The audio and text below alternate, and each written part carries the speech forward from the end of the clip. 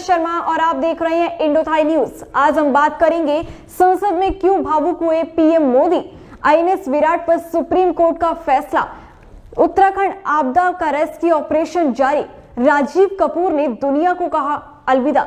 इन अहम मुद्दों के साथ हम करेंगे बुलेटिन की शुरुआत। तो चलिए करते हैं बुलेटिन की शुरुआत। कृषि के काले कानूनों के खिलाफ किसानों का ये आंदोलन पिछले 2 महीनों से जारी है। किसान दिल्ली की सीमाओं पर पिछले 2 महीनों से डटे हुए हैं और उनकी एक ही मांग है कि सरकार कृषि के इन काले कानूनों को वापस ले। इससे कम में हम नहीं मानेंगे। किसानों ने लगातार तीखे तेवरों से सरकार पर तंज भी कसे हैं। कई बार ऐसे नेता भी सामने आए जिन्होंने सरकार को खुली चुनौती दी है। किसानों का ये आंदोलन उग्र होता ही जा रहा था। 26 जनवरी के दिन लाल किले पर हुई हिंसा ने किसानों के एक आंदोलन को एक नया रूप दे दिया। किसानों का ये आंदोलन उग्र होता गया, जिसके बाद कई हिंसात्मक पहलू आंदोलन के सामने आए हैं।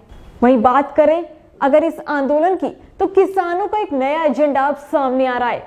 किसान अब 18 फरवरी को रेल रोको आंदोलन करेंगे, जिसमें दोपहर 12 बजे से शाम 4 बजे तक रेलों को रोका जाएगा। राजस्थान में 12 फरवरी से टोल फ्री किया जाएगा। किसानों का ये नया एजेंडा आंदोलन को कौन सा रूप देगा? लेकिन इसी बीच संसद में बजट सत्र भी जारी है। संसद में जारी बजट सत्र के बीच प्रधानमंत्री मोदी ने भी किसानों पर बात की है। राष्ट्रपति के अभिभाषण के बाद प्रधानमंत्री मोदी ने भी भाषण दिया, जिसमें उन्होंने मुख्य रूप से किसानों के आंदोलन और कृषि कानूनों पर बात की। पीएम मोदी ने संसद से किसानों से अपील की है कि इस आंदोलन को जल्द से जल्द खत्म किया जाए। इस आंदोलन में बूढ़े हैं, बच्चे हैं जो इस आंदोलन से काफी दुखी भी हैं, जिन्हें बहुत सी मुसीबतों का सामना करना पड़ रहा है। उन्हें किसानों से अपील की है कि टेबल पर बैठकर बात करते हैं, शांति से इस मुद्दे पर बात करनी चाहिए। ये कृषि को सुधारने का समय है, गंवाने का समय नहीं है। वहीं अगर विपक्ष की बात करें तो विपक्ष किसानों को भड़का रहा है, उन्हें भटका रहा है। एमएसपी पर ऐसी जानकारी किसानों को दी जा रही है जिससे किसान इन कानूनों को लेकर डरा हुआ है, लेकिन ऐसा कुछ भी नहीं है।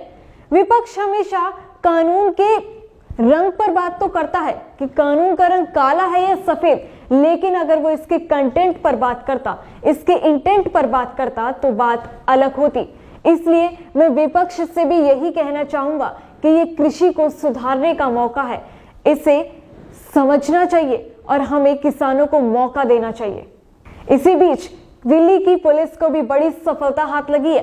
दिल्ली पुलिस ने लाल किले पर हुई हिंसा के आरोपी इकबाल खान को गिरफ्तार कर लिया है। इकबाल खान पर 50,000 रुपए का इनाम रखा गया था और उसे पंजाब के होशियारपुर से गिरफ्तार किया गया। वहीं कुछ दिन पहले पुलिस ने दीप सिद्धू को भी गिरफ्तार किया था, जिस पर भी हिंसा में आंदोलनकारियों को भड़काने का आरोप है। पुलिस ने दीप सिद्धू को करनाल बाईपास से गिरफ्तार किया है। दोनों आरोपियों को गिरफ्तार करने के बाद और किसानों के इस नए एजेंडे के बाद किसानों का यह आंदोलन कहां तक जाएगा ये देखना होगा, या सरकार कोई नया रास्ता निकालेगी, ये भी देखने वाली बात है। उत्तराखंड के चमोली में ग्लेशियर टूटने से भारी तबाही हुई है। ऋषिगंगा प्रोजेक्ट को भारी नुकसान पहुंचा है। इतना ही नहीं, कई लोगों के घर बह गए, कई लोग बेघर हो गए, तो वहीं कई लोगों के फंसे होने की आशंका जताई जा रही है।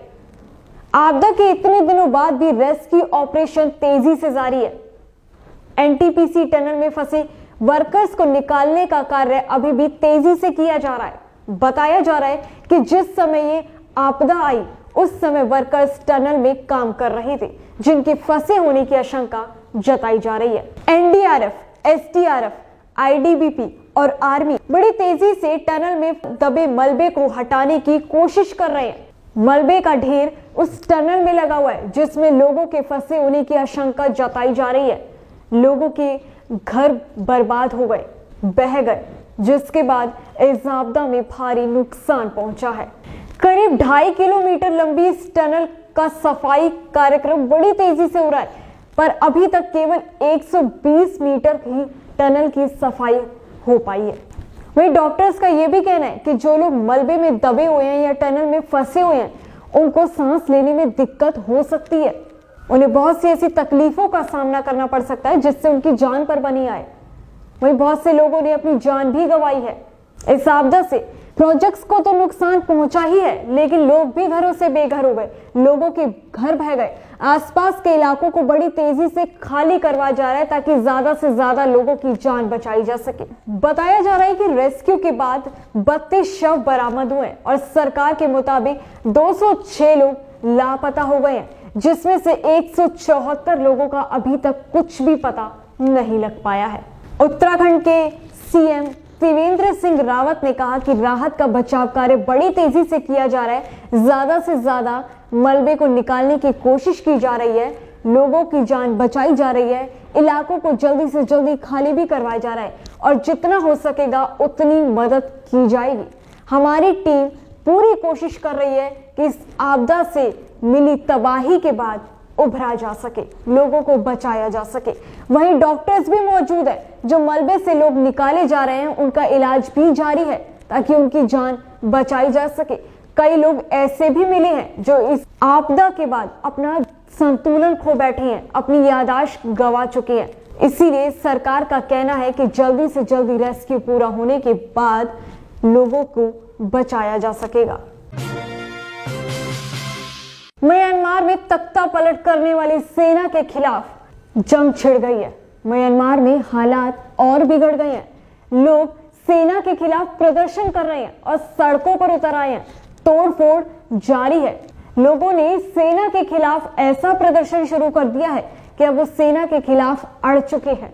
लोग बड़ी संख्या में सड़कों पर तो उतर ही आए हैं, लेकिन हंगामे भी कर रहे हैं, नारे भी लगा रहे हैं। वहीं फौज ने भी सख्ती दिखाना शुरू कर दिया है। लोगों पर आंसू गैस के गोले छोड़े जा रहे हैं। सेना को 3 टुकड़ियों में बांटा गया है।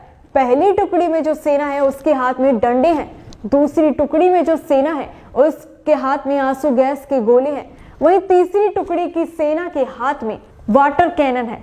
इस सख्ती के साथ सेना लोगों को काबू पा रही है, उनके प्रदर्शन पर रोक लगा रही है।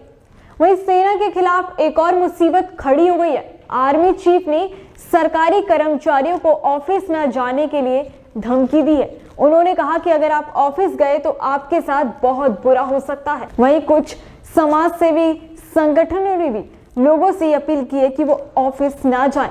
Don't go to the office के नारे भी लगाए गए, जिसके बाद कुछ सरकारी कर्मचारियों ने ऑफिस जाना बंद कर दिया है। ऑफिस में लोगों की कम संख्या होने के बाद सेना दबाव में आ सकती है, ऐसा माना जा रहा है। क्या सेना के खिलाफ ये विरोध प्रदर्शन सेना के लिए मुश्किल खड़ी कर सकता है?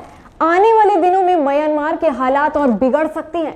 सेना को कौन सी मुसीबतों का सामना करना पड़ेगा या किन शक्तियों के साथ इस प्रदर्शन को रोका जा सकता है, ये तो आने वाले दिनों में भी पता चलेगा।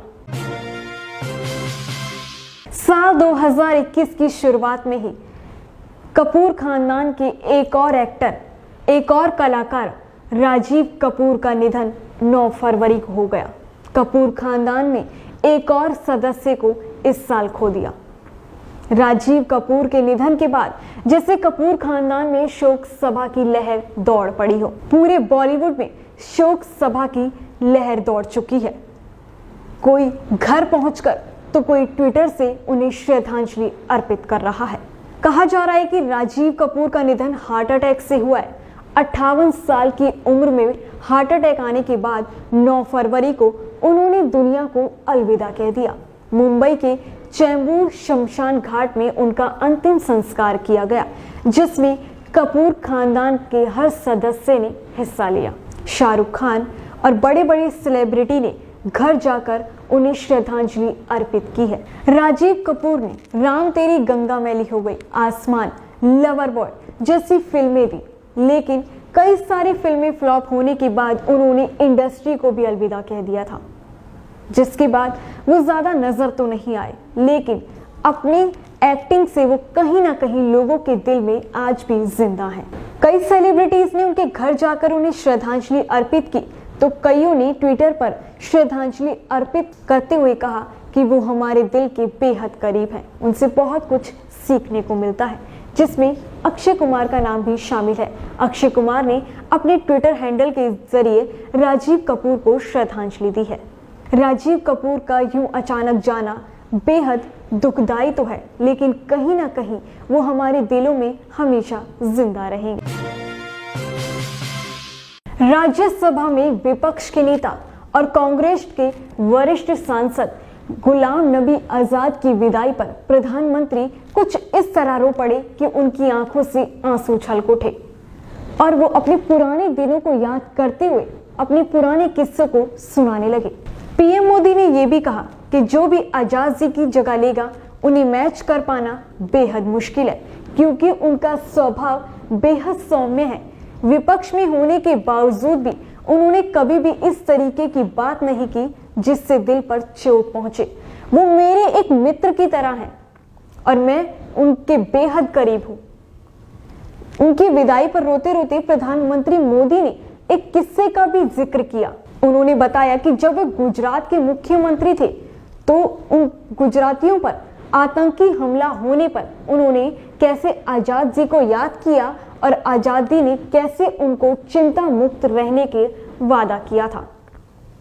जिस समय गुजरात में वहां के सदस्यों पर आतंकी हमला हुआ था, उस समय आजाद जी कश्मीर में थे और मोदी के कहने पर उन्होंने गुजरात के आतंकी हमले पर चिंता व्यक्त की थी और वहीं से गुजरात के सदस्यों के लिए मदद भी भेजी थी, जिस पर मोदी जी ने कहा था कि वो मेरे मित्र जैसे हैं। उनकी इस मदद के हाथ को मैंने इस तरह से लिया जैसे मेरे ऊपर किसी मेरे बड़े बुजुर्ग ने हाथ रखा हो। उनको भूलना बेहद मुश्किल है। उनकी विदाई सिर्फ इस संसद भवन से हो रही है। वो मेरे दिल में हमेशा उसी तरह रहेंगे और वो जब भी मुझे याद करेंगे मुझे अपने सामने पाएंगे। वहीं आजाद जी को सैल्यूट भी किया और उनकी काफी तारीफ भी की है। उन्होंने कहा कि विपक्ष के नेता होने के बावजूद भी हमारा कभी पक्ष और विपक्ष का नाता नहीं रहा। एक मित्र जैसे, एक दोस्त की तरह उन्होंने हमेशा मेरा साथ दिया और मैं बहुत खुश तो हुई लेकिन भावुक भी हूं कि कैसे उनका ये कार्यकाल समाप्त हो गया। इसके बाद जो भी उनकी जगह लेगा, उम्मीद करते हैं कि वो भी उनकी ही तरह कार्य करने की कोशिश करेगा। उनके सौम्य स्वभाव से हर कोई परिचित है और हर कोई उन्हें खुश देखना चाहेगा। पीएम मोदी ने गुजरात के उस आतंकी हमले का जिक्र करने के साथ साथ एक और किस्से का जिक्र भी किया। उन्होंने कहा कि एक दफा जब हम संसद में हंसी ठिठोली कर रहे थे तो पत्रकारों की कतार उधर बैठी थी। उन्होंने आजाद जी से एक सवाल पूछा कि आप लोग कैसे एक साथ बैठ सकते हैं, ऐसे बातचीत कर सकते हैं। तो आजाद जी का वो जवाब दिल छू ले गया। उन्होंने कहा कि जिस तरह से आप हमें टेलीविजन में, अखबारों में लड़ते झगड़ते देखते हैं, पक्ष विपक्ष की तरह देखते हैं, संसद में वैसा माहौल बिल्कुल भी नहीं है। यहाँ हम एक परिवार की तरह रहते हैं। सच में आजाद जी की वो बात कहीं ना कहीं दिल में आज भी कायम है। इसके लिए मैं उन्हें सैल्यूट करता हूँ, उनको सादर प्रणाम भी करता हूँ। सुप्रीम कोर्ट ने नौसेना से रिटायर विराट एयरक्राफ्ट के तोड़ने पर रोक लगा दी है।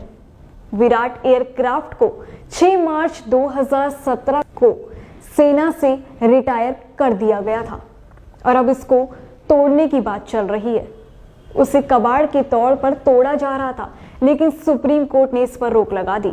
आईएनएस विराट ने 30 सालों तक समुद्र की निगरानी की थी। इसने ऐसे ऐसे काम किए जो बड़े बड़े एयरक्राफ्ट भी नहीं कर पाए। माना जाता है कि इस एयरक्राफ्ट में 3 महीने का राशन बड़ी आसानी से रखा जा सकता है। वहीं दूसरी ओर आईएनएस की जगह विक्रम आदित्य दे दी गई थी। आईएनएस के रिटायर होने के बाद विक्रम आदित्य को नेवी में शामिल कर लिया गया था। भारत ने आईएनएस विराट को 1987 में ब्रिटिश रॉयल नेवी से खरीदा था। तब इसका नाम HMS हॉर्मेस था। वहीं आईएनएस विराट का नाम गिनीज वर्ल्ड रिकॉर्ड में सबसे ज्यादा समय के लिए भी दर्ज है। विराट की लंबाई 740 फीट और चौड़ाई 160 फीट है। इस पर एक समय में 1500 सैनिक तैनात हो सकते हैं। आपको बता दें, विराट ने अपनी आखिरी यात्रा 23 जुलाई 2016 में मुंबई से कोच्चि के लिए की थी और अब सुप्रीम कोर्ट ने इसके तोड़ने पर रोक लगा दी है। सुप्रीम कोर्ट का कहना है कि इसे कबाड़ के तौर पर नहीं देखा जा सकता। तो इस सप्ताह के बुलेटिन में ये थी कुछ खास खबरें। अगली बार हाजिर होंगे कुछ और नई बड़ी खबरों के साथ। मुझे दीजिए इजाजत।